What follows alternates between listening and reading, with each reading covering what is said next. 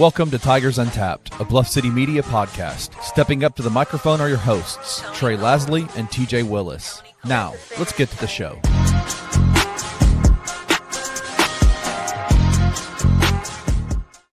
Oh, Tigers. Tigers. What a freaking weekend it is. We just need to celebrate, dude. I still don't even have a voice. I lost my voice in the last 6 minutes of that game.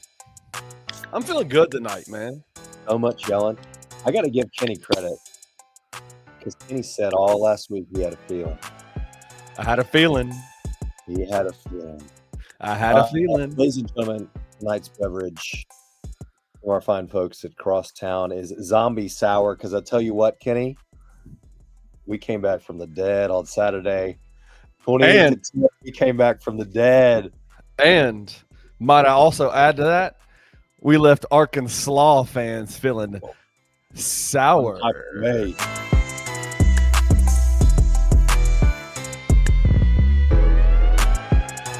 I'm feeling good. I had a feeling the whole week. Let's go. Episode 143 coming to you live. It's your boy T-Ray, your boy Kenny. And y'all thought we were playing last week, but TJ has been fired. You can see two-man. He's been fired. He's not here. So yeah, I mean, I was excited. I was excited to come on and have a conversation with TJ and reminisce about the game that he was there for and got to see, the Arkansas Memphis game. Oh wait, was he there for that? And no, he's going to this week's Arkansas game. Oh, the Notre Dame game. Oh, yeah. That's right. Yeah. Man, I had a wild night. Yeah, you good, dude? A 1.5-year-old tripped in the driveway earlier and bit a hole through his whole tongue. Most blood I've ever seen in my life. He's okay, though. Man's a warrior. Kids bounce back, man. It's crazy how kids bounce back. My dude, all it took was us driving up to the hospital and seeing an ambulance, and he was take your mic and turn it about 90. There you go. Yeah. Huh? That's my B.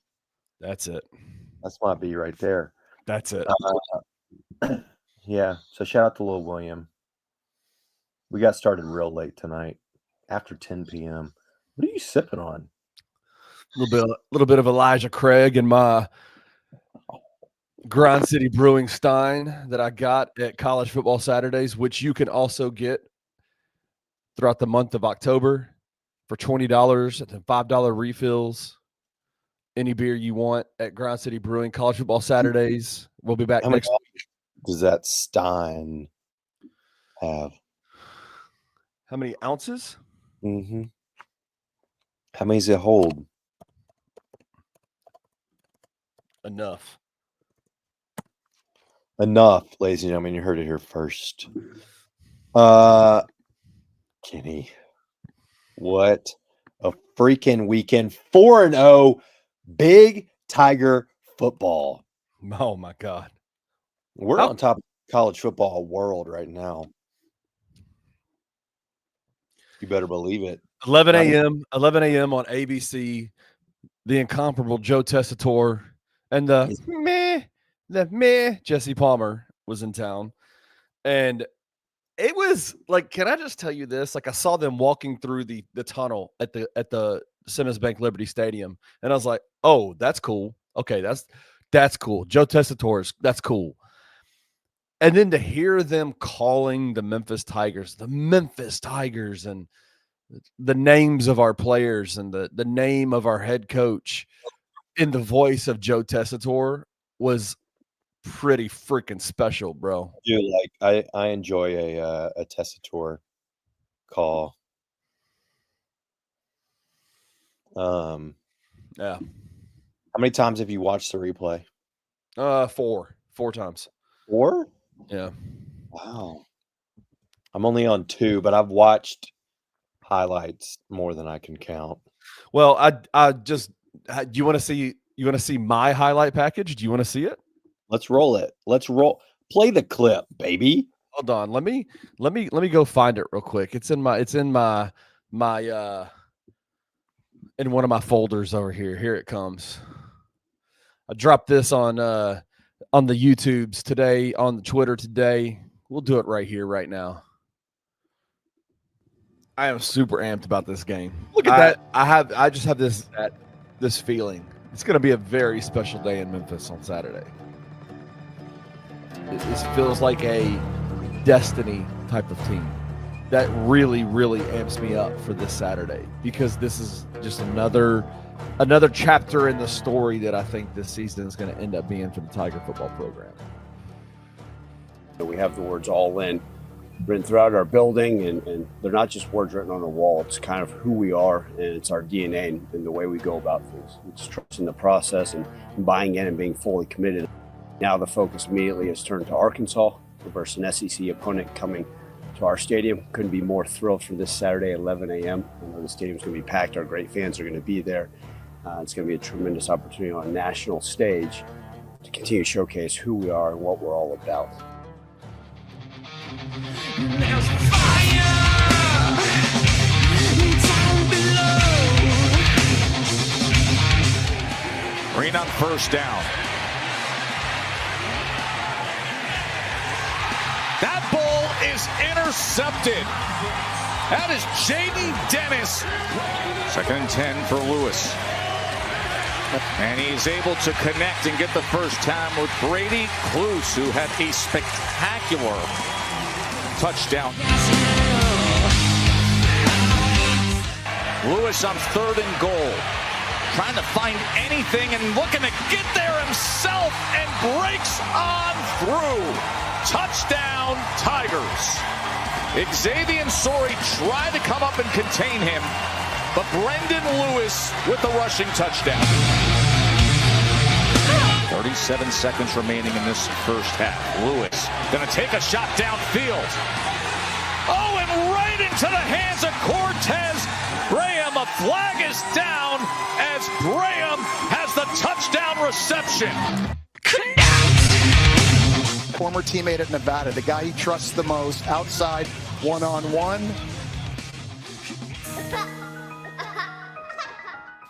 We don't back down around here. Our guys have an approach and an understanding that we always believe. There was no threat. There was no fear. There's a belief and a mindset and approach that this game is ours, and it's going to be a full court battle. And sure enough, down to the last second.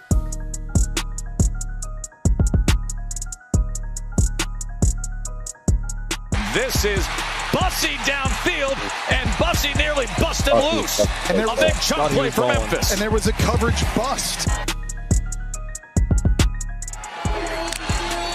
1st and goal. Quarterback run. Lewis right into the end zone.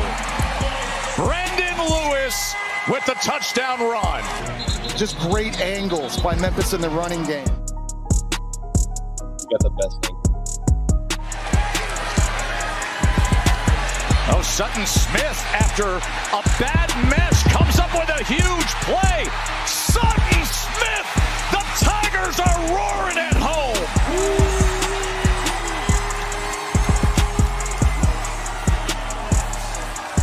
Xavier Sorey here is going to have an opportunity to make the tackle, but the 185-pound Smith just stiff arms him right in the face.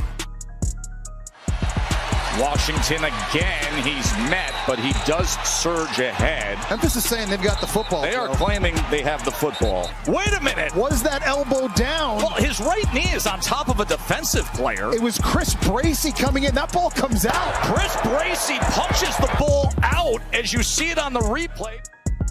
You could not have come up with a bigger play in a bigger moment. The runner fumbled the ball prior to being down by rule.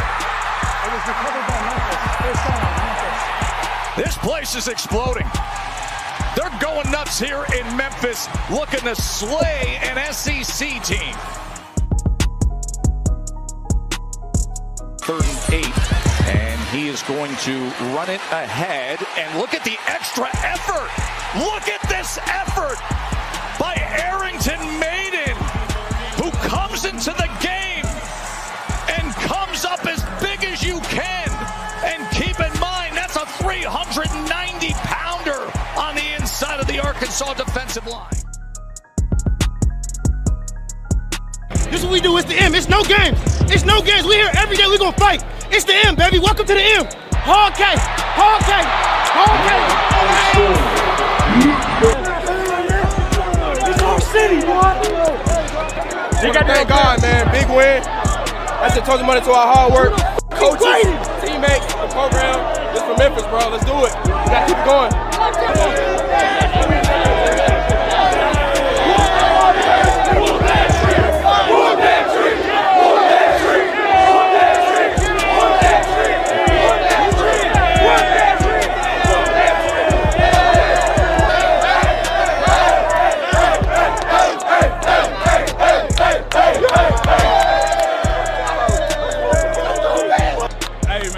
Y'all just don't know how hard we work for this, man, bro. It's been a long road, bro. Come on, Memphis, man. We love this thing, bro. Big 901. Say how you ball. Say how you ball, too. Say how you talk your shit. Talk your shit, too. Go Memphis, man. Go Tigers, man. Come on, man. Big M, man.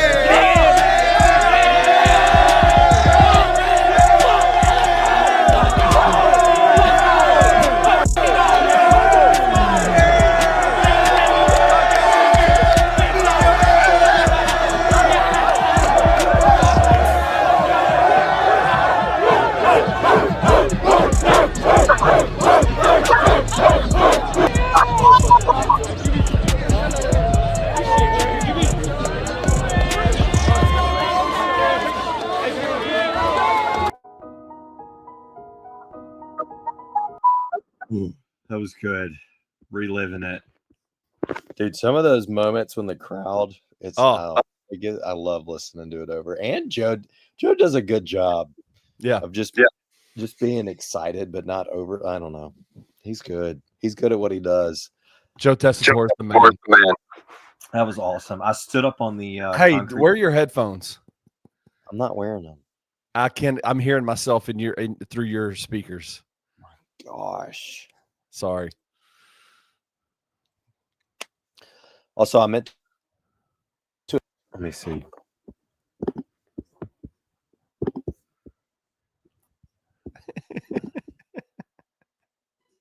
All right, here we go. We're ready.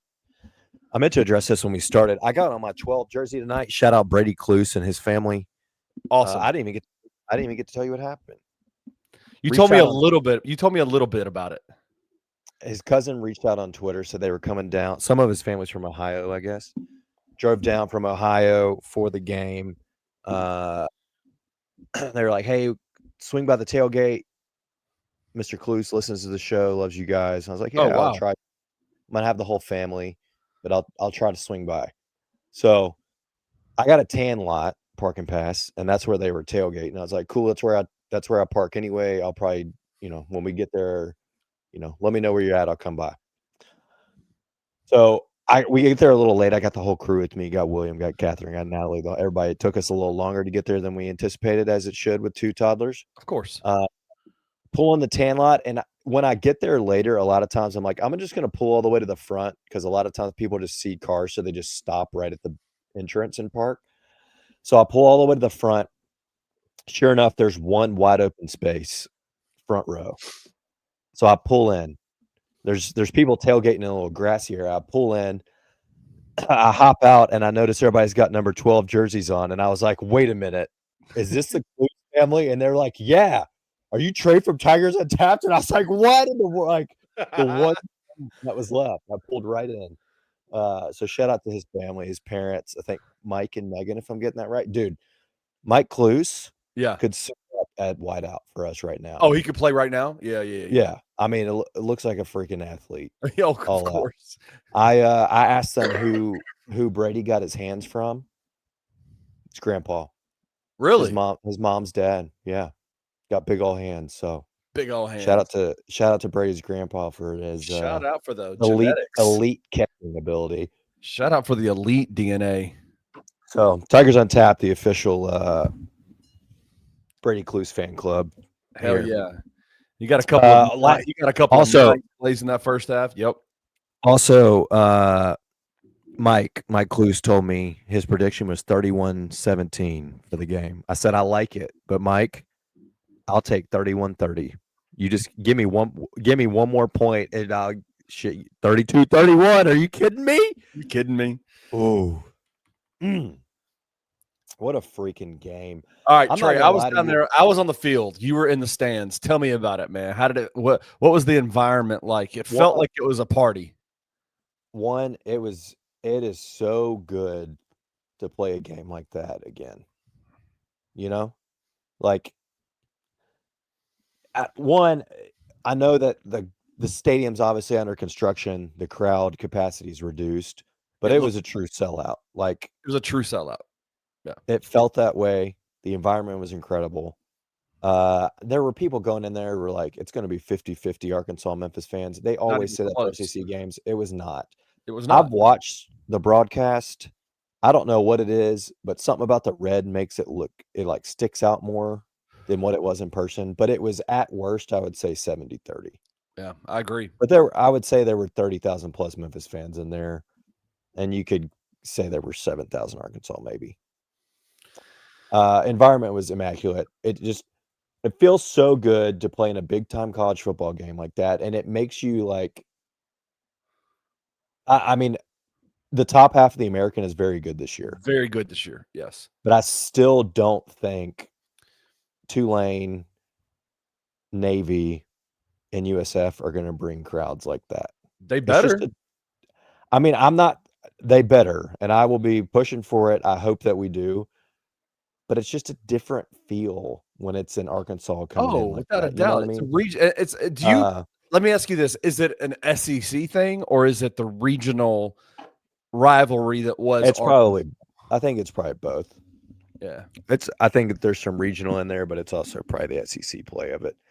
That's not to say we won't. We've done it before, obviously, right? Like the SMU game was 60,000, and it was all Memphis fans. So like it's achievable. But it was just the environment was incredible. It felt amazing to be in a environment like that again instead of a freaking Friday night against Rice when there's 20,000 people in there. So it was awesome.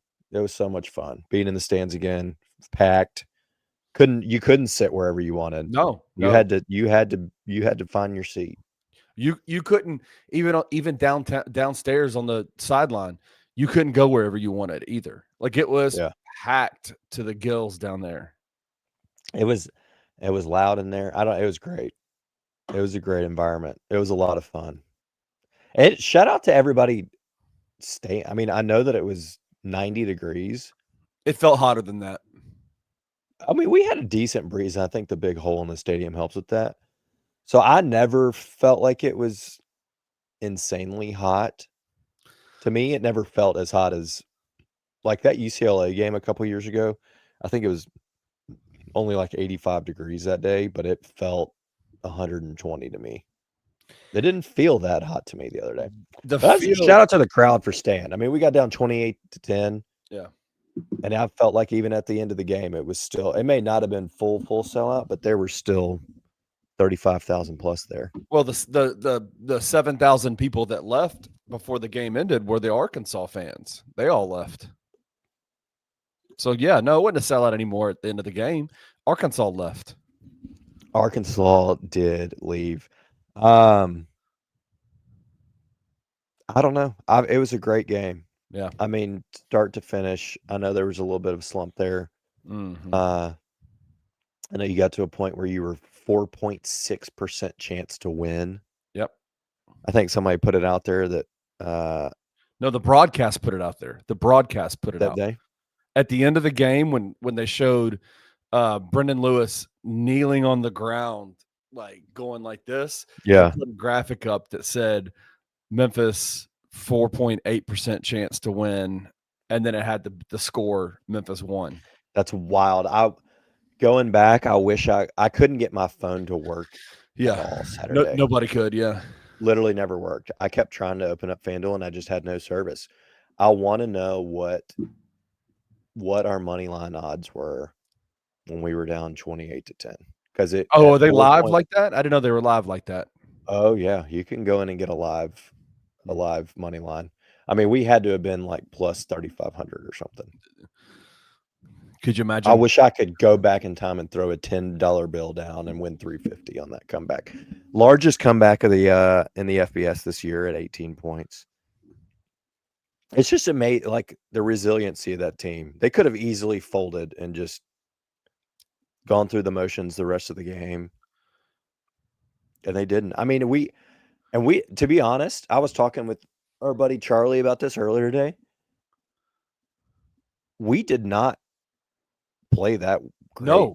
No. I'm telling you, like we made plays, yes, but overall, like didn't play Lewis great. came out and struggled. He was like 2 of 12 to start the game and was overthrowing everybody. Yep. We ran maybe the most ridiculous double pass I've ever seen in my entire life for an interception. That's the first time CJ Smith has touched the football in live game action all season. And we're like, hey, bro, we're going to throw it laterally to you and then just throw it as high as you can into the air and basically use it as a punt on second down.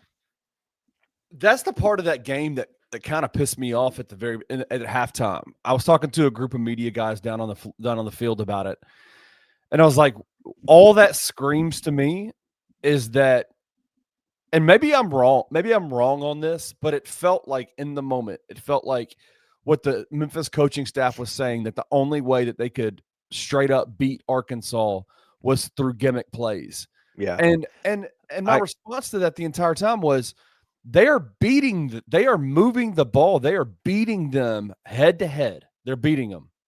Yeah.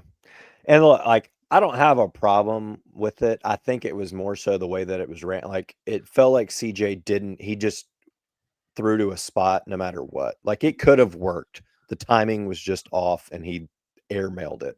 Yeah. But I got the same kind of feeling as like, it felt gimmicky and like a desperation thing. And I was like, look, you just you missed a field goal, but you forced Arkansas to punt. You've got the ball back. You have time. You go score and you've getting the ball at half. Like, this is far from over. And you've been moving the ball. They moved the ball the entire day on them. It just didn't. I don't know. The timing of it, it didn't fit. Trey, they ran for 290 yards as a team against an SEC defense. 190 yards. And hand up, my worry last week was we weren't going to be able to run the ball. And we just ran for freaking 3 Benjamins on those folks. 300 yards rushing. And all anybody was talking about was how big that SEC Arkansas defensive line was. Sutton freaking Smith, man. 12 carries, 150 yards and a tutty. That offensive line, the Tigers' offensive line, I love it because Ryan gets asked every single week about the Memphis Tiger offensive line, and he cracks me up because he has one phrase that he uses. It's not perfect, could be better. He says that every single week. And he finally admitted today, he said, I will never say that an offensive line's game is perfect, ever. You'll never hear me say that. Because he's a he's a NFL college offensive line coach. That's what he's known for. That's how he got brought up in this industry. But I'm telling you, I was as impressed by the offensive line as I've been in the 10 years that I've covered Memphis Tiger sports in that game against Arkansas. They were so impressive to me. Yeah. The outside zone's working.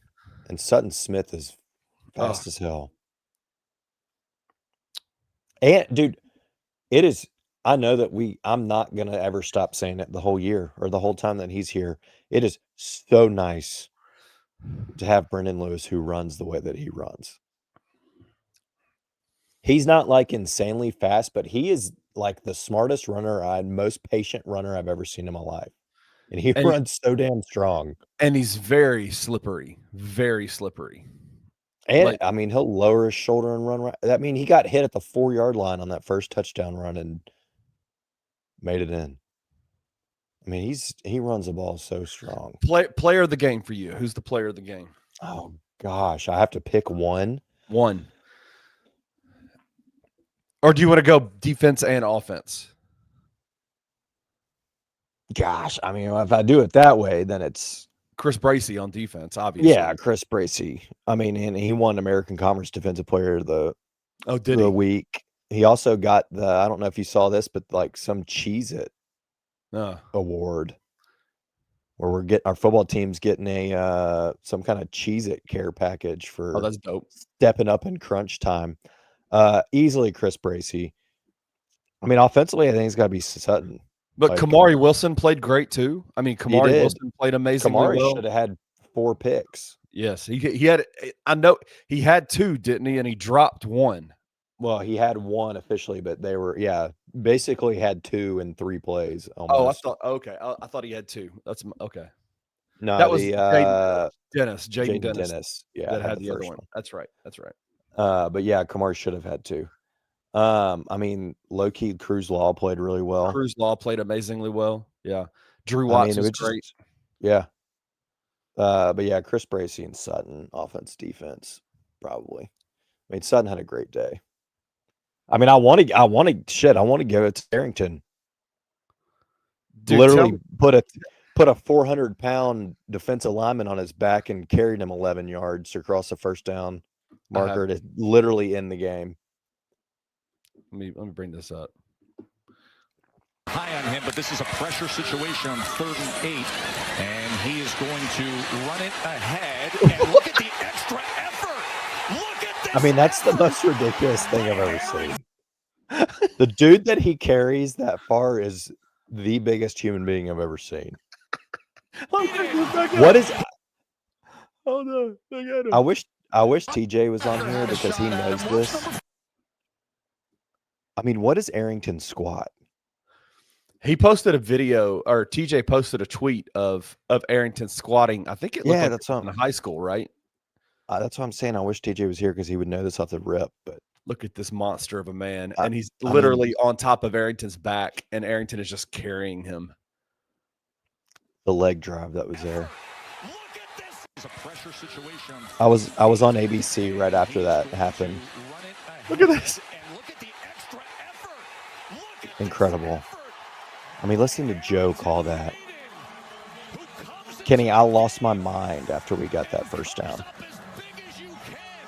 I also want to talk about the entire situation right there.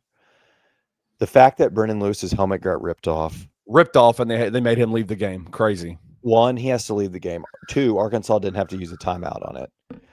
3, we put Arrington in, and I'm like, okay, they put him in. And at first it looked like they were just going to try to draw Arkansas off sides. Like, oh, that's fine. They're going to take a timeout, put Brendan back in.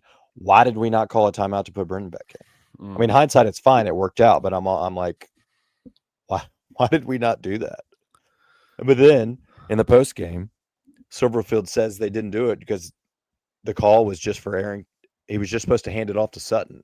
Right. Which had been working all day. So you're like, okay, well, that makes sense. And then you see Arrington check at the line of scrimmage. Right. And then he calls his own number and does that.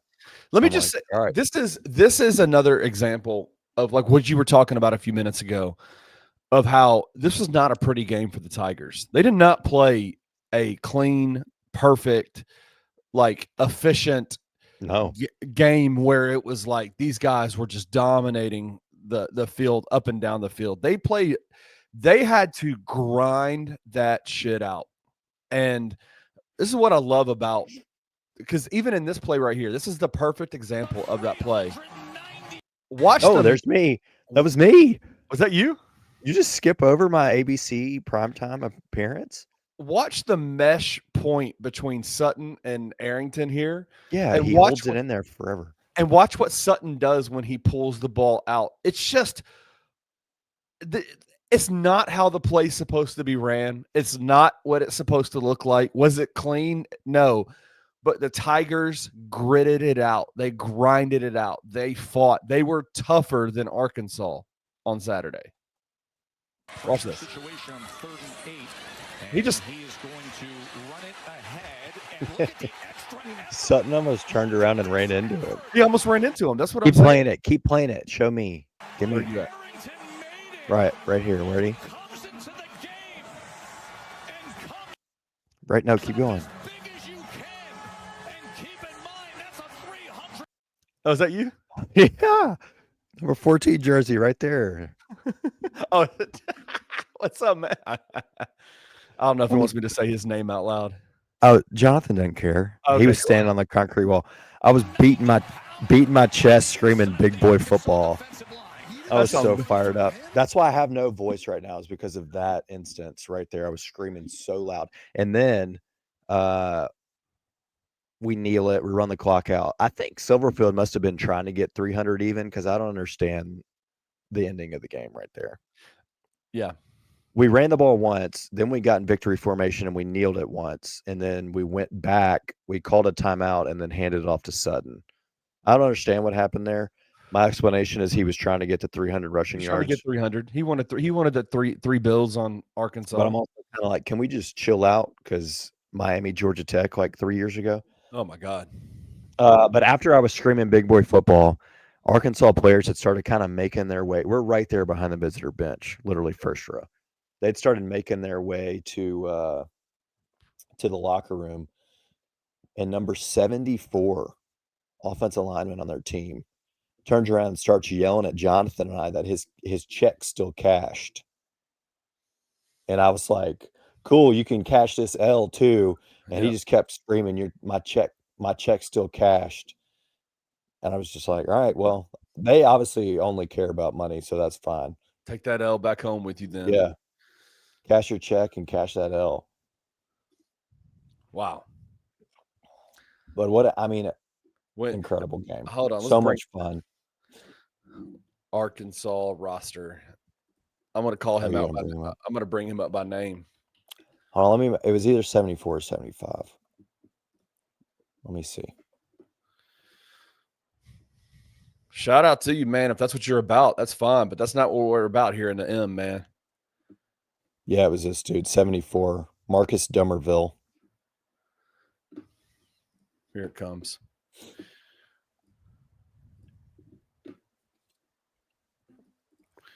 Here it comes. He was mad. Big Marcus was mad, huh? Hey, shout out to you, Marcus. Cash them checks and them L's, man. He was at Maryland. He was at LSU. Man, what a... Oh, wow. I didn't realize that. Wow. Shout out to you, Marcus. Cash them checks, man. He's worked up. But I don't know. Absolutely incredible. One of the... it's a good game when you just can't wait to get home and rewatch it, That's how you know it was a good one. Yeah. And like you said, overall, definitely not our best game. We just made plays at crucial times when a play needed to be made. I still can't even believe that fumble happened. You know how many people were screaming for us to let them score? Oh, everybody was. Even on the sideline, they were. 100%. I'm like, dude, all it takes is one play. I don't know why I felt like we were... Normally in those situations, I'm like, all right, it's over. We've lost. But for some reason, I don't know what it was. Maybe it's back to your thing, like this being a team of destiny. But my buddy Jonathan, his brother-in-law were like, we just need to carry him into the end zone. Let him score. And I'm just thinking, like, it literally, all it takes is one thing. We've already blocked. Mainly, I was thinking, like, we've already blocked a field goal this year. Mm-hmm. So I was kind of like, even if they're that close, like, we could block it. I don't know. Their kicker missed 2 kicks last week. Maybe he just shanks it. Maybe it's a bad snap. But no, it's Chris Bracey flying in and just absolutely Mike Tyson in the ball out of Mike Washington Jr.'s arms. I said that at the beginning of the week, that I felt like this team was a team of destiny, that it felt like a 2019 team. A 2019 type of season. And I want to remind Tiger fans of a couple of plays that happened in the 2019 season that felt eerily, that I felt like I was seeing deja vu in that Arkansas game. And the first one is, and I do you remember you were at Memphis versus SMU, the game day game. I was about to say the first one that comes to mind to me in comparison to this is the safety against Ole Miss late in the game. Okay, good call. The first game of the year. That sealed it. Yeah. In that game, that feels a lot like this forced fumble late in this Arkansas game. Do you remember the epic call by Chris Fowler? Yeah. Can they get what? How did it go? Yeah. Are you talking about on the kick return? No, Antonio Gibson's touchdown run. Oh, the run. I don't remember exactly what it was. Do you remember the one that stands out to me is describe the play, the Antonio Gibson touchdown run. You remember that run? Yeah, I mean, he should have been tackled 4 times. And then where did he run? 60 yards. Right down the sideline. What do you mean? What side? Which sideline was he on? He was on the home sideline. Okay. What side of the field was that on? The left side or the right side? It was not the same side as Sutton. If that's what you're trying to say. Play-wise, it was. The way the play ran, it was. Okay, but it wasn't literally the same side of the field. Oh, Sutton Smith, after a bad mess, comes up with a huge play. Sutton Smith, the Tigers are roaring at home. Okay, I see what you're saying. But logistically, they flipped the TV cameras, and so it looks. Care. I'm just telling you. I don't care. Okay, that's fine. I had deja vu when I saw that play. Then, do you remember the game before game day? Everybody was talking about, if Memphis wins this game, game day will. Do you remember what happened at the end of the Tulsa game? Yeah, they shanked the easiest kick in the history of college football. Like, Tulsa had the game won, right? Oh, yeah. Something had to happen, right? I know. That's what I'm telling you. That's what my feeling was. The exact same formation again. Washington again. He's met, but he does surge ahead. Something had to happen. So what should be a first down? He was met by Crosstown. Memphis is saying they've got the football. They are claiming they have the football. Is this a team of destiny? We're not just claiming, Joe. We know we got it. The ball did come out after his elbow went down. Watch the right elbow. That's the first thing it's going to touch. You can't really so see it freaking perfect. He's able to punch it out. Wait a minute. Was that elbow down? Well, his right knee is on top of a defensive player. It was Chris Bracey coming in. That ball comes out. Also, I don't know if you've seen the other end zone angle that Memphis put out. Chris Bracey punches the ball out as you see it on the replay. Matt Austin, our rules expert, what say you? Joe, you're exactly right. The ball is punched out. There's no knee on the ground, no elbow yet. That's a fumble recovered by Memphis. Watch the right knee, Jesse. It's on top of a player. It's on top of a player. That's a perfect camera shot. Look at freaking Crosstown keeping his knee up. Perfect camera shot. Have you seen the angle from that end zone, the opposite end zone that they're running towards? It not only absolutely perfectly placed punch by Chris Bracey, it is. I don't understand how Mike Washington didn't recover it. If you see it is literally in his crotch, and he just does not come up with it. Because Arkansas players are cashing checks. They're not winning games, bro. That's why. That's why. Because Memphis wins games and they cash checks. Arkansas cashes checks and loses games in the fourth quarter because I think they forget that this game is 4 quarters, right? That it's not 2. It's 4 quarters.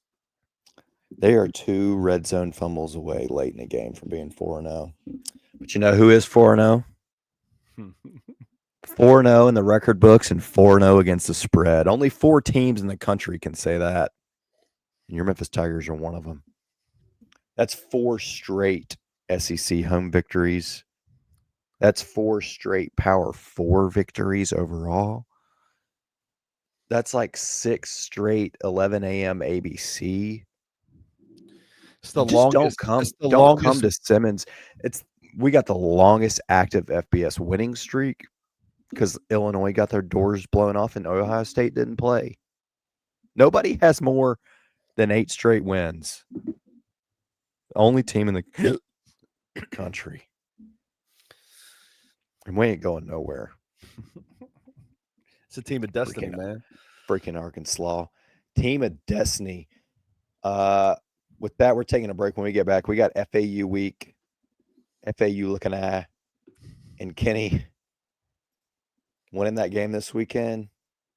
We got American title odds to look at. We do. And now we've thrown in college football playoff race because we're all over the place now in the college football playoff. We'll be right back.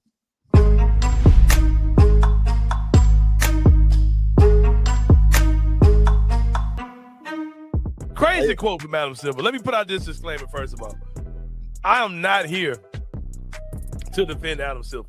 Nope. At all. See, Adam Silver has a lot of things to criticize, especially if you are a Grizzlies fan, because of how he handled the John Morant situation and all these type of things. Ridiculous. And just how he's kind of inconsistent with the way he goes about doing things. Adam Silver has kind of became an easy target, especially when you have like, let's have an all-star game and have rookies playing on Sunday, and he just destroyed the All-Star game last year. It's just this crazy overconsumption he has with the NBA All-Star weekend. It's totally crazy to me. That what he said was tacky as hell, and it sounded absolutely crazy. I know for a fact, man, as a guy who is a bootleg king who won't pay for none of this shit, I know it's a lot easier to watch this shit now than it was 5 years ago.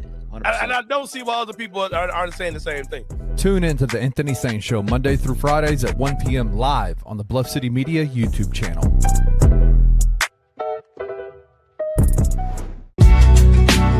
In the heart of the Highland Strip for 27 years, Trilogy Tattoo has helped tell stories for Memphians for generations. Located at 530 South Highland, Richie and his team are waiting to help you tell yours. From tattoos to piercings, your body art should be as unique as you are. Voted a Memphis Flyer top 3 tattoo shop in the city of Memphis since day one. Your story will be safe here at Trilogy Tattoo. Open 7 days a week, Monday through Saturday, 11 to 11, and 3 to 11 on Sundays. They have convenient times waiting on you. Let Trilogy Tattoo help you tell your story.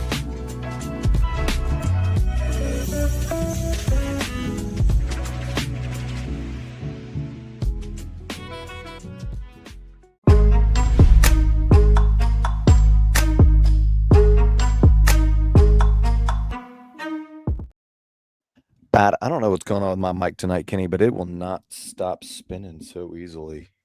Just tighten that John up. I can't. It literally won't tighten. I don't know what's going on. We got FAU week 5, and I got bad news for those listening at home.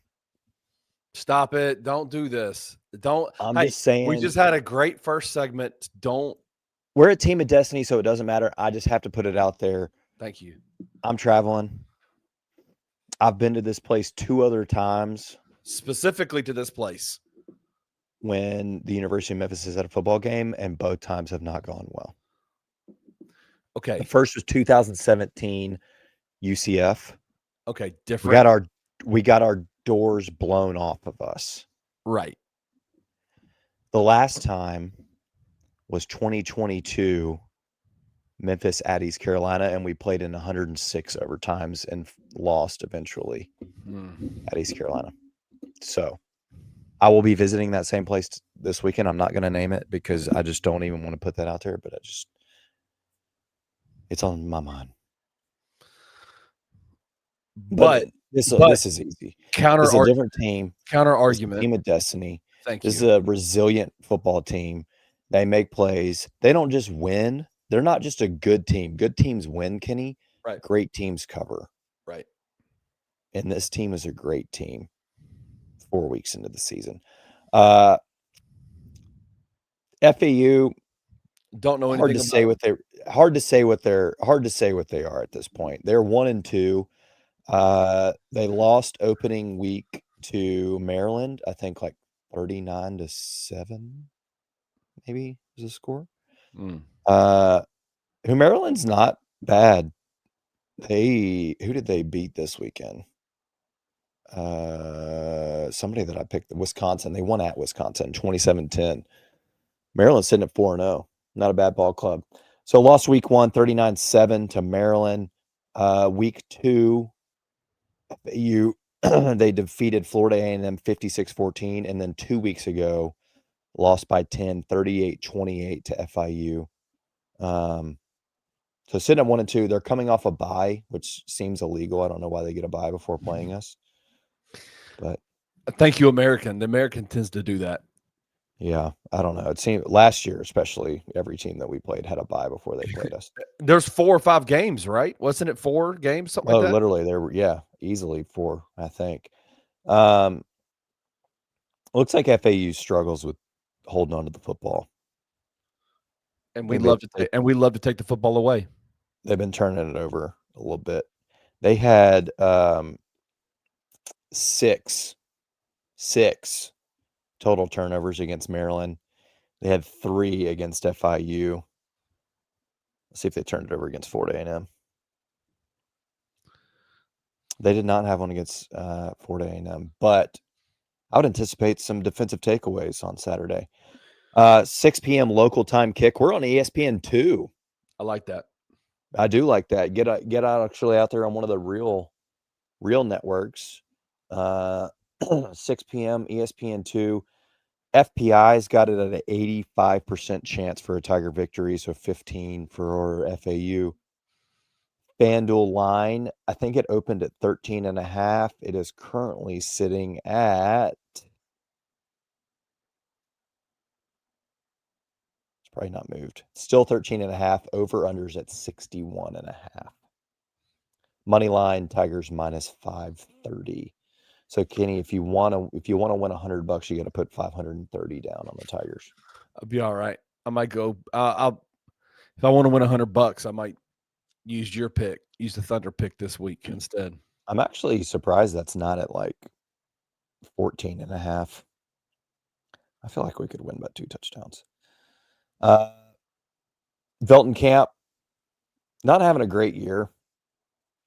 He's thrown for 880 yards, 8 touchdowns, but Kenny, he's got 7 interceptions. If you're loose with the ball, throwing the ball, the Tigers defense will pick it off. He threw 4 against Maryland and 3 against FIU. Jesus. So if we don't come out Saturday with at least 1 INT, I would say it's a bad night. Defense should get at least a takeaway. Yep. Saturday. Sands, their leading running back, 33 carries, 230 yards on the year. No fumbles, no touchdowns. So, I mean, I feel like this should be they've got their leading sack getter has 1 sack on the year. I mean, I'm not going to say this should be a cakewalk, but I feel like this is one of those games where it just doesn't ever really feel close. Outside of it being like 7-0. When your only cause for concern is the fact that historically you've traveled to one specific spot 2 other times, and it's not gone well, and you're traveling to that same exact spot, which, by the way, rookie error by you. Can we not do that anymore? Like, can we choose to go to this magical place during the off season? Maybe. Yeah, maybe. Maybe I need to look into doing that. But look, it doesn't matter because we're going to break the streak this weekend, so it won't matter anymore. Okay. I'm just a little stitious, and after this weekend goes well, it won't matter anymore. I'll be over it. So, teams of destiny break streaks, right? They break. Oh yeah. Bad juju. That's what they do. Yeah. Teams that have the leading winning streak in the entire country break streaks. They do. So AccuWeather, it's got a high of 83 and thunder clouds. So something to watch. Maybe a little rain in the area Saturday evening. We don't do well. We don't do well in rain either. Down there in Flagler Credit Union Stadium in Boca Raton. Is their football stadium better than their basketball gym? Hard to say, but probably, I guess, because their basketball gym is, I would argue, one of the worst in the country. No, that's what I'm saying.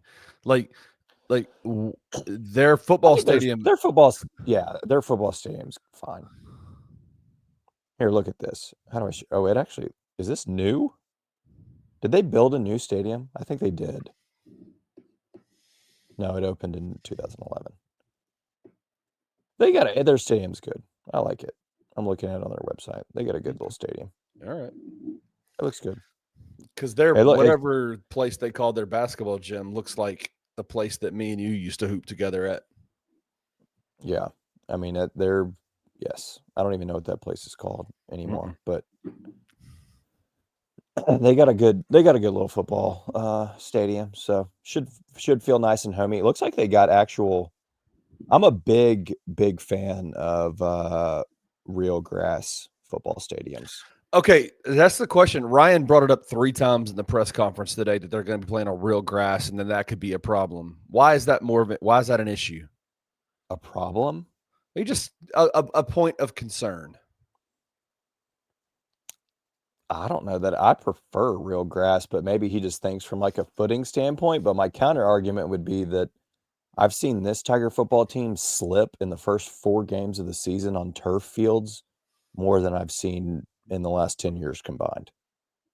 So I don't know why they would. I like maybe they're it's just a new surface they're not used to because they don't practice on that. I don't know. I don't think there's very many teams in our conference that have a real turf field, but I prefer it. I just think it looks, I don't know, something about a real grass football field just, it gets the juices going for me. I like it a lot. I feel you.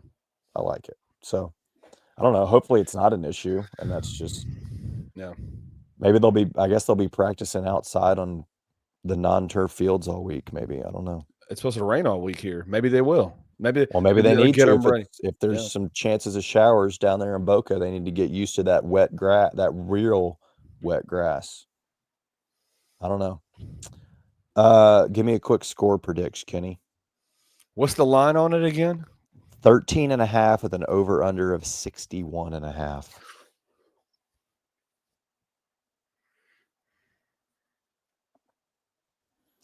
It feels similar to like a Georgia State game to me. I'm feeling like it's like a 35-14-esque game. I was going to go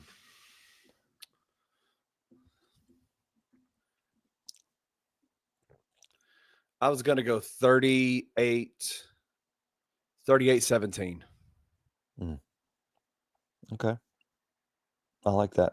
Both of us got us covering 5-0 and 5-0 against the spread. I'll take it. Because the best teams in the country, they don't just win, they cover. They cover. They don't just win. The teams with the longest active winning streaks in the college football, they don't just cover. They just don't win, they cover. Good teams win. Great teams cover. All right, let's get in this Lookin Ahhh real quick. This is going to be fun because hey, and shout out to Florida, to FAU for having a roster that is compatible for this. Thanks for having player cards so that we can actually participate. Maybe Arkansas should spend less on booty-ass offensive linemen and should revamp their roster. To remove other media. What's going on? Got it. Because you got that one going. All right, here we go. There's that haircut. Maybe we need to start at the. I'm starting at the bottom. I feel like we always get stuck at the low numbers. Let's go all the way down to the other. Let's go all the way down. Well, let's start at coaching staff. Zach, is this their head coach? That's the new Lido. What is the Haggerty family head football coach? What does that mean? There's actually a lot of universities that do that now. It's like not a sponsorship, but I think they get their name because it's a booster that contributes to his salary. Oh, wow. I'm pretty sure Notre Dame does something similar. There's other schools out there that do that same thing, but it's like you donate a certain amount to be able to be the Stubblefield family head football coach. Listen, Zach, shout out to you. I'm looking at Brett Dewhurst. He looks like a head football coach. Zach looks like he's on, I don't know, the grounds crew. I look at Brett Dewhurst and I just say, why is the front of your face so much smaller than the actual size of your head. Does that make sense? His Like- face is very scrunched together. Like small Compared- face, compared big to the head ass. canvas. The canvas that's here, we didn't use all the canvas. Like We scrunched it all in the middle. his mouth to eye ratio is like super weird compared to the rest of his face. Damn. Chris Perkins would literally rather be doing anything else in life Anything else? That than suit, coaching the running backs at FAU. that suit does not fit.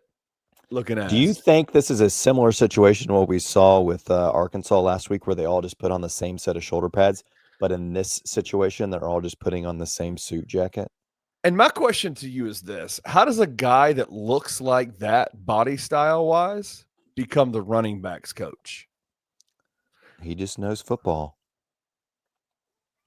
It's also hard to imagine that he would have he doesn't look like somebody that they would have a suit jacket that's too large. You know what I mean? No, he does not look like who does that suit jacket fit? If that's too large not for sure. him, who does that suit? Whoa, Jesus. Who was that in reference to? Aaron Schwann's. Just let it go, bro. What, this? Man, bro. He's in Boca. He's just repping the waves, brother. Let it go. All right, let's get in the roster. I love this website, by the way. Isn't this good? Look how big these player cards are. What are you laughing at, Brock? Brock and Billy. Jesus. Who's the hunchback of Notre Dame looking Billy Lions? Stop. What? We need a happy medium in their smiles. Brock. Like, are they one concussion away from being completely done? Oh, Joseph rocking those meta glasses. There's no lenses in there, brother. You're not fooling us. I'm not saying anything about Joseph. That's a good looking guy right there, man.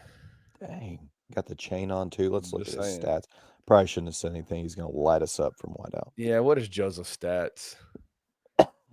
Redshirt junior. Redshirt junior. Coffeeville. Uh-oh. Oh. No, 2 passes for 29 yards. Get the hell out of here. Yeah, get the hell out of here. Brady Clues had that in the first quarter last week. First drive.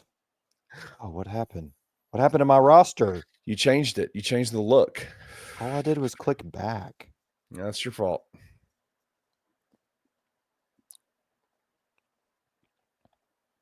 If you could grow your hair like this, would you?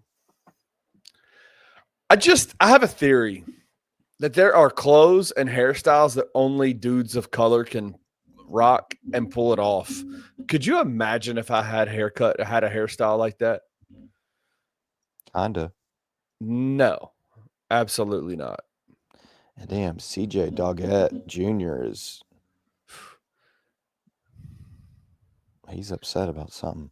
Man, I have a joke, but I'm not going to say it because I don't want Tigers Untapped to get canceled. Kenny. What? They ain't canceling us, they cancel you. Bryce, brother. There's no way. Okay, there is no way that dude's 300 pounds in one. He legitimately looks like one of the nicest people ever, though. Oh, I bet he is the. Also, what the hell is Vanguard? Like the freaking investment company? My dude was a freaking 401k analyst, and he went to high school Vanguard. Oh my gosh, this website sucks. We were just giving them props. I don't know how else to explain this other than that Easton looks like he should have cauliflower ear. I mean, that's, you know what I mean? Like that he just looks like a cauliflower ear guy and he doesn't have it, and it's shocking to me. He looks like he wears the ear pads instead of going raw like most real wrestlers do. That's got to be what it is. There's our boy, Caden. Mr. INT himself. What is it with college white quarterbacks? They all look the same. Dang, Kenny. Am I wrong? I mean, he does look like that kid from Georgia State a little bit, but Thank you. I mean, that's all you had to say. I don't think it's every single white college quarterback looks the same. He could have just said he looks like the dude from Georgia State. I'm just saying I feel like it is copy and paste.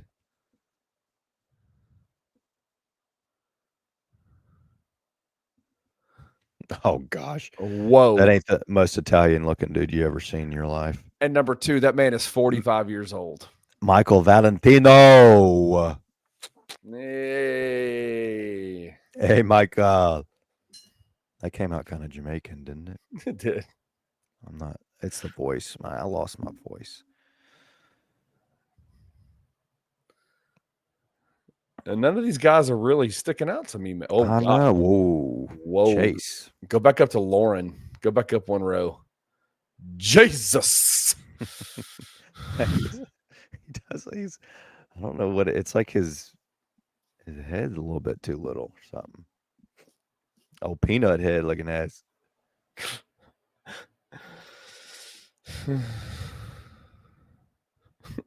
Jarvis.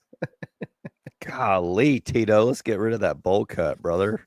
Tito, that is Tito. And bro, you are like the bowl cut with the top button with that goofy little chain. Have you noticed that every single one of them has a top button buttoned? And it makes sense for some. Like I can kind of understand it, but it's like it's like the trifecta of the bowl cut with the pendant with the top button. It's just like, bro, you're checking off all the wrong boxes. Tito. God, I had something really mean I wanted to say about Garrison Smith, but I just chill out, Tyler. Oh God, sunshine, look at ass. Get out of my freaking Trey from Tigers Untapped, looking ass. Timu Trey, get out of here. Yeah, a lot of nose piercings I've been seeing through here. Let me ask you this. Go back up. Carson got the Rex Specs rocking, brother. What? Alex Grace. What are your thoughts on those big ass studs in his ear? I mean, not for me, but you do you. Like, is that? You think he's their starting punter? He is their punter. That is crazy. Redshirt freshman. Hopefully not. Cincinnati. That makes sense for the studded earrings. Mm-hmm. I don't know. Joined in the summer of 2025. We'll see. Oh, okay. We're done with this. I'm sick of going back and clicking it. Oh. All right. Best of luck to the Owls. They're going to need it because it's a team of destiny and we're not playing around. We're coming to beat that ass. Kenny, American Title Conference odds. Have you looked at it recently? I did. I looked at it today. I honestly am a little bit surprised. And quite frankly, I'm not truly understanding it. I mean, it's basically an even race, a three-headed monster. With North Texas sneaking up. North Texas is right there. Which is, it's understandable. They look like a pretty damn good football team. But you got South Florida right now on FanDuel plus 300 as your favorite. Tulane right behind them at plus 320. Mm-hmm. And then right behind them, Memphis at plus 340. To be honest, I'd still take it. I don't know how we're not the favorite. We play both of those teams at home. You've already seen it mentioned multiple times. We're 26-5 in our last 30 games at home. 26-5 in our last 30 games. 31 games at home. Yeah. Seems suspect to have those two ranked ahead of us, given they have to come here. But USF, you understand it, right? From a bettor's perspective, they won 2 top 25 games in the first 2 weeks of the season. So you understand that. But the Tigers are in the driver's seat because both of those teams have to come to Memphis and play. Yeah. And North Texas ain't going to play us. So Absolutely. Memphis is in the driver's seat big time. Because let me ask you this, American title race, the implications towards the college football playoffs. Is it pretty freaking clear now that whoever wins the American title, American Conference Championship is going to be the representative for the college football playoff? Yeah, 100%. Well, I won't say 100. I'll say 99%. I could see in a scenario where things get real goofy and we just kind of all beat up on each other and we all end up with like 2 or 3 losses. And then you end up, or say Memphis goes undefeated, but they lose the American Conference Championship game. Old Dominion is sneaky because their only loss right now is by 13 at Indiana. And Indiana just blew the doors off Illinois. If Indiana continues to play the way they have been, that's a good loss, and they could win the Conference USA title and sneak in there. Having said that, I think that's a 1% chance, 99% chance that whoever wins the American is your playoff favorite. And right now, Kenny, literally everywhere you look that's putting out any sort of playoff projection, bracketology, if you will, they got Memphis.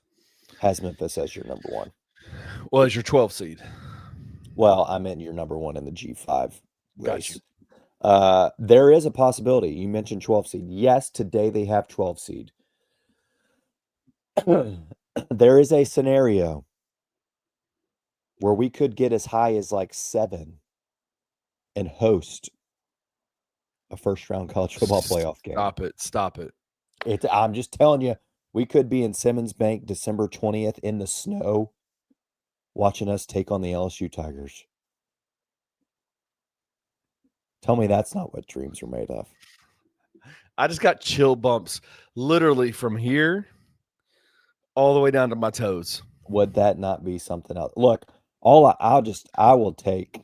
Hey, but I'm telling you right now, we are absolutely gonna be in. If they play LSU in Baton Rouge, we are going. We're all going to Bluff City Media. Will be going. We're doing live shows from there. We're gonna be going crazy. I've seen one projection that said LSU. I've seen one that said Texas. I've seen one that said Georgia, which heaven forbid that happens given what Ryan said like a week ago on his radio show that blew up. Which was wild. Because I don't think that Kirby would show any mercy whatsoever. I also ran a couple, I think it's ESPN has like a almost bracketology predictor thing where you go in and it allows you to pick the winner of your team's 3 toughest and it kind of throws out a scenario. I did it a couple times. A couple times they had us as 7th seed. I think I put us at 1 loss, maybe at ECU, and it made us the 12 seed. In 2 of the 3 scenarios I ran, it had us winning the first game. One of those being LSU and one of them being Texas. Had us winning both of those and making it to the next round. I don't even Can you imagine that? I mean, would that rival?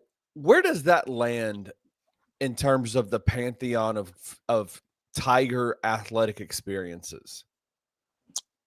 I mean, playing in a playoff game and winning it would be like.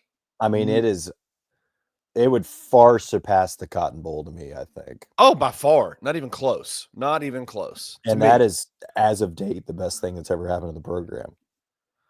I'm talking like the entire athletic You just program. mean athletic?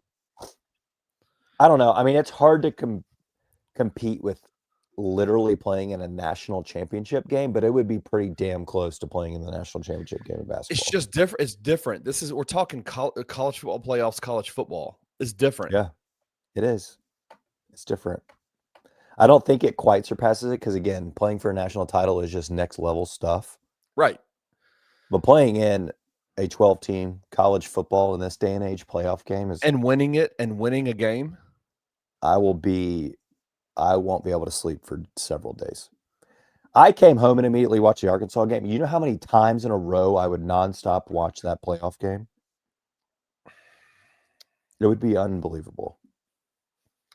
It's a team of destiny, man. It's really, you're convincing me, and it's really, really starting to feel that way.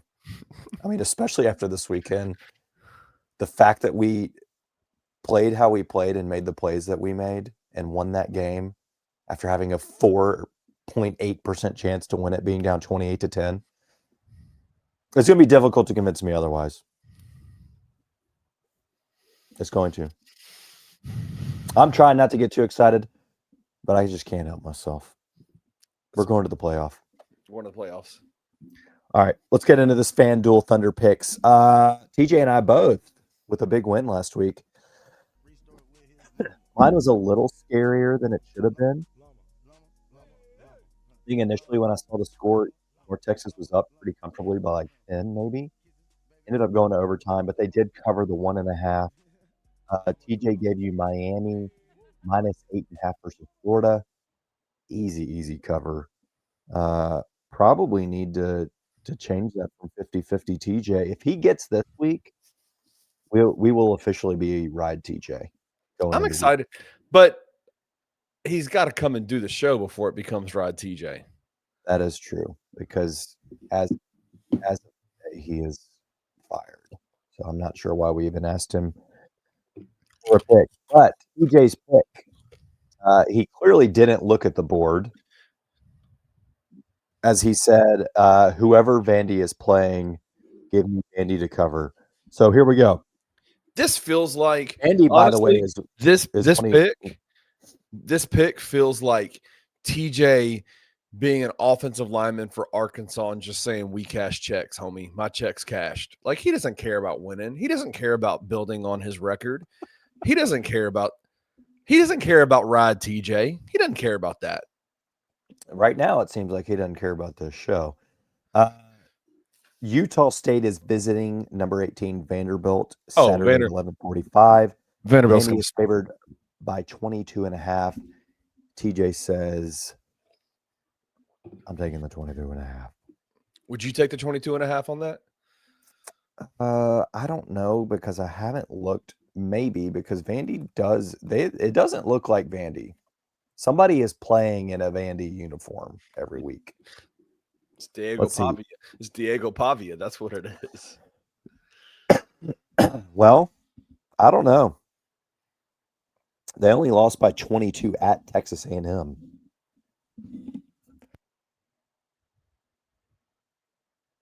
So, there you go. Might be cutting it close.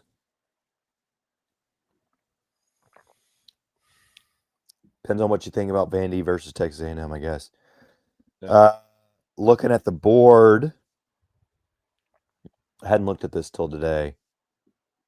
Live right now. Oklahoma State's atrocious. Really makes me want to take Baylor minus 20.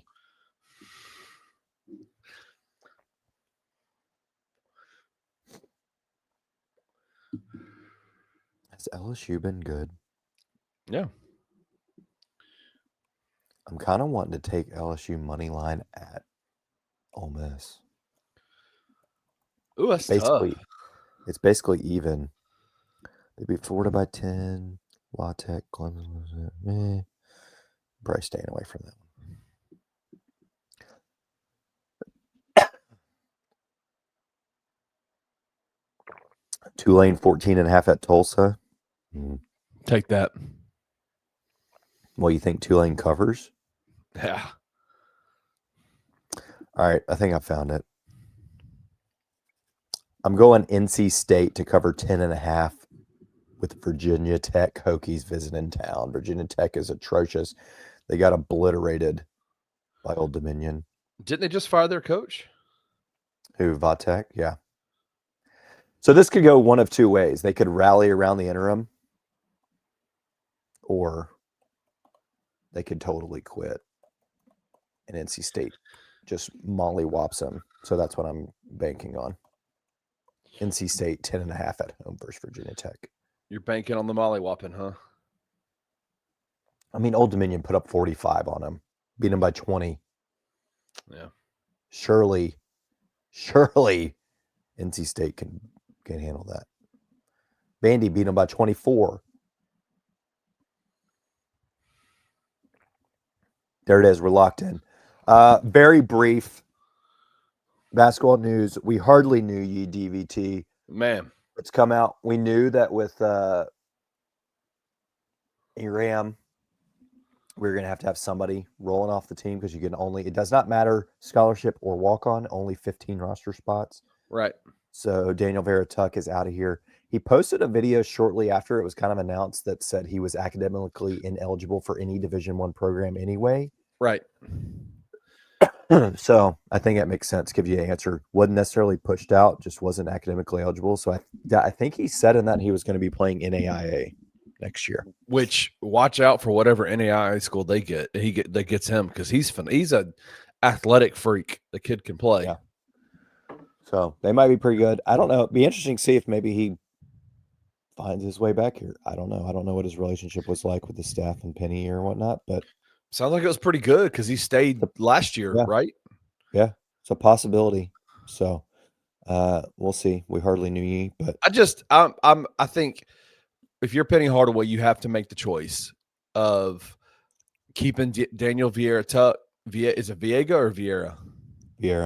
Vieira Tuck on your team who's ineligible, or having having the opportunity to sign a imposing, low paint, low post dominant big man in Tarek Ingram. Yeah. Well, I don't even know that was the question, right? Because I think I think you were bringing Tarek in no matter what. Right. I mean, at this point, that's a guy that's shown productivity at this level. Somewhere you needed a little bit more proven of a player. So it was really more of a question of, do you let Daniel Verituck go, given he's already academically ineligible, or do you keep him around, let him practice with the team, but push out somebody else who is eligible? Yep. And you may not today need them, but something could pop. You could have injuries, what have you, and somebody that would be eligible to step in, walk. So I think it was a pretty obvious answer. Well, I'll just say this: with the starting lineup, a prospective starting lineup of Doug McDaniel, Sincere Parker, Zachary Davis, Aaron Bradshaw, and Tarek Ingram, I like that starting five a lot. I think that starting five is imposing. I think it's a clear a American Conference winner. I think it's a tournament team. I think they go and you get to play people at their natural positions. Aaron Bradshaw's not a 5. He's 7 foot. He's 7 foot, but he's not a 5. And so I think it allows him to play where he's most comfortable and allows the Tigers to do what they need to do. So I'm excited about it. I think it's a good pickup for them, and I think it really solidifies their starting five for me. I think it is a good pickup. I'm not going to go so far as what you said. You're talking me in a little bit. I just feel like there's a lot unanswered. And mainly it's just because I hadn't seen a whole lot from any of these dudes. Hey, there was a lot. There was a lot unanswered about the Tiger football team this year, right? Because they had 75 new guys. Right, 100%. That's a part of 4 weeks in. We're getting some answers, and I'm feeling a whole lot better than I did. And I think part of it is, Trey, is that we're going to have to bake into our responses, like about college sports now, is that we just don't know a lot because their guys are brand new. And I think that's got to be that like right now, it's because it's so new. The roster reconstruction every single year is such a new thing that it feels disconcerting and it feels like a shot to the system because we're just not used to it. Yeah. But we damn near better get used to it quick because this is the way it's going to be. And so baked into our response moving forward is we don't know yet, but I like the fit. Like I like the way the lineup. I like the pieces. I like the pieces that are there. Will they mesh? I trust Penny Hardaway. That's what I'll say. And sometimes, like Arrington and Sutton, the mesh may seem a little messy at first, and then it works out. You just grind it out, man. You just grind it out and put the team on your back. Hey, get to this Crosstown Zombie Sour, dude. Your voice is going. I don't want you to be. It's nearly out of here. Very big fan of this can. I love the zombie hand coming out with the beer, and you got the daisies. Yeah. It's such a cool can. Yep. Great for October. Great for the theme of. I guess I should have waited a week and put this out in October, but we came back from the dead on Saturday. We were freaking zombies, dead and buried at 28-10, and we won the game. Great can. Love the color scheme. Love the zombie theme. I'm going like 7-9 on this can. Hey, can I give you permission to go to the 8s on the can? I can go to the 8s. You don't go to the 8s on the can. I've given multiple 8s before. I don't have the spreadsheet because that's TJ's thing. But I'll tell you why I'm not going all the way, because I'm not a fan of these sticker cans. That's a very good point. That's a clear, like, 0.5. Especially the ones that don't even come all the way through. Doesn't even connect. You got too much just bare aluminum in there. I get it. They're recycling. They're going to reuse it, blah, blah, blah. Whatever. I like the original painted on can logo. So otherwise, this probably would have been in the 8s. Beer, very good. I like a sour, though. The initial, it was very sour. 7% alcohol in this one. I wish it had been a pint. But this was very good. I mean, this is like an 8-1 on the beer for me. Wow. Real good zombie sour right here. Good stuff by Crosstown. I would definitely get this again. I don't know that I would sit down and drink like 2 of these back to back, just because I like a sour. I enjoy a sour, but it's not something. The crushability of sours is not great. I'm not going to just sit around and crush sours, but I'll enjoy one. Yeah. So 7.9 on the can, 8.1 on the brew. With that, we out of here. Come back next week with a cold beer stay for the hot takes. Peace. 4-0 Tigs. We're going to the playoff. If you enjoyed this episode of Tigers Untapped, leave a rating and a review wherever you download your podcasts. Like and subscribe at Bluff City Media's YouTube page.